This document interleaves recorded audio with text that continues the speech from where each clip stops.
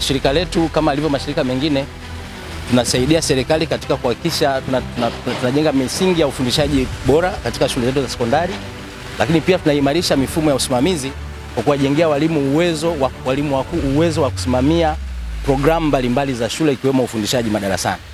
Kwa hiyo hili jukwaa la leo ambalo limeanzishwa na taasisi ya ADEM inatupa nafasi sisi kama wadau wa elimu kwanza kukutana pamoja, kuangalia namna gani uwekezaji tunaofanya na nguvu tunazozipeleka katika sekta ya elimu zinaleta matokeo chanya. Lakini pili, inarahisisha uratibu na matumizi bora ya rasilimali. Kama mnavyofahamu, kila mahali panahitaji ubora wa elimu, lakini inawezekana mashirika mengi yanafanya kazi eneo moja. Kwa hiyo forum hii inatoa nafasi ya sisi kwanza kutambuana, lakini pili kujua mwenzako anafanya nini na wapi, na kuona namna ya kuweza kufanya mashirikiano ili kuimarisha ubora wa elimu kuanzia elimu ya awali, msingi na vyuo vya ualimu. Kwa hiyo niseme kwamba jukwaa hili kama shirika, kwa maana sisi Opportunity Education, imetupa nafasi ya kugundua wenzetu wanaofanya kazi zinazofanana na sisi, lakini tumegundua fursa tulionayo ya kuimarisha mashirikiano na mashirika mengine yasiyo ya kiserikali ili kuongeza nguvu ya pamoja kuhakikisha jitihada zetu ambazo tunawekeza katika kuboresha ufundishaji na uongozi katika sekta ya elimu unakuwa endelevu.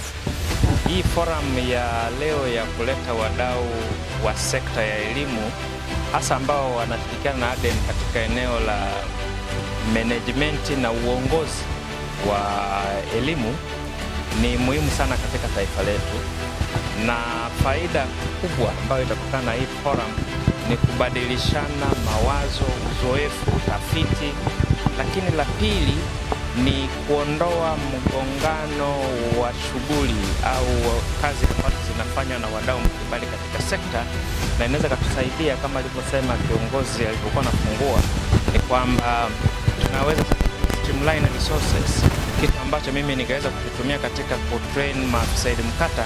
Sasa mwingine anaweza kusema mimi ngoja nikatrain walimu wakuu.